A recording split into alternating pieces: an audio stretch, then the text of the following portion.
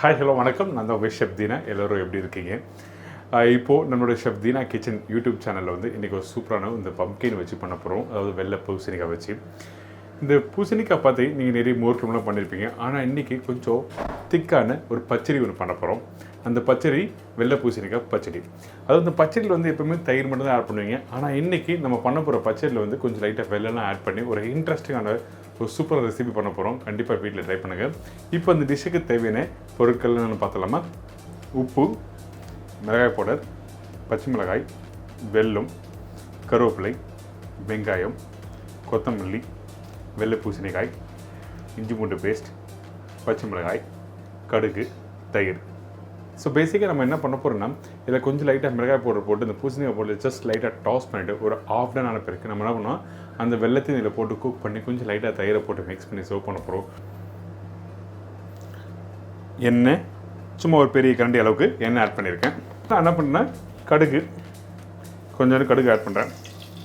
இப்போ நான் கடுகு போட்டிருக்கேன். கடுகு போட்ட பிறகு இப்போ என்ன பண்ணேன்னா, நம்மக்கிட்ட இருக்க இந்த பச்சை மிளகாய், அதுக்கப்புறம் கருவேப்பிலை,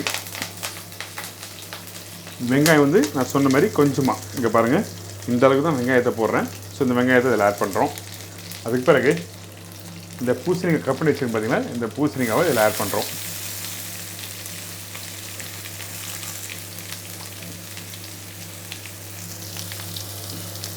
கொஞ்சமாக கொத்தமல்லி.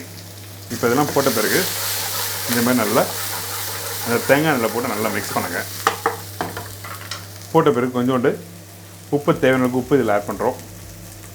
அதுக்கு பிறகு நம்ம என்ன பண்ணுறோன்னா, மிளகாய் பவுடர் கொஞ்சமாக லைட்டாக ஒரு பிஞ்ச் போட்டால் மட்டும் போதும், வேறு எதுவுமே தேவையில்லை. ஸோ இந்த மாதிரிலாம் போட்டு நல்லா மிக்ஸ் பண்ணுங்க. இந்த தாளிப்பு, இந்த பூசணிக்காய், அதுக்கப்புறம் இந்த கடுகு, பச்சை மிளகாய், கருவேப்பிலை இதெல்லாம் போட்டு டாஸ் பண்ணும்போது உங்களுக்கு என்னென்னா அந்த ஃப்ளேவர் அந்த காரத்துக்கு அந்த வெஜிடபிள்ஸோட மிக்ஸ் ஆகிடும்.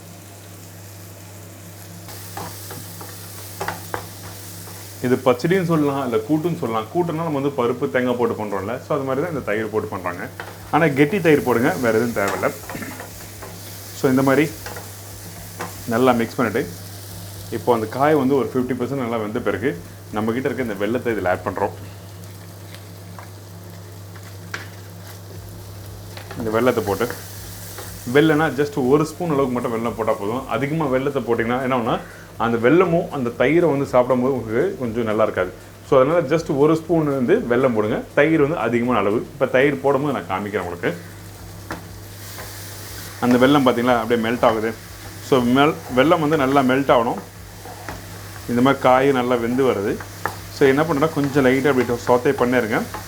அதுக்கப்புறம் நம்ம என்ன பண்ணுறோன்னா, என்கிட்ட இருக்க இந்த இஞ்சி பூண்டு பேஸ்ட் கொஞ்சம் லைட்டாக ஒரு 1/4 ஸ்பூன் அளவுக்கு மட்டும் போடுறேன். வேறு எதுவுமே தேவையில்லை.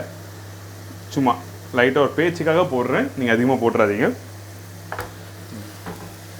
இப்படி போட்டு திருப்பி வந்து நல்லா இப்படி சோத்தே பண்ணுறோம். இதுக்கப்புறம் இங்கே தயிர் வச்சுருக்கேன். இந்த தயிர் நல்லா கெட்டியாக இருக்குது பார்த்தீங்களா. இந்த தயிர் வந்து ரொம்ப புளிப்பு தன்மை அதிகமாக தேவையில்லை.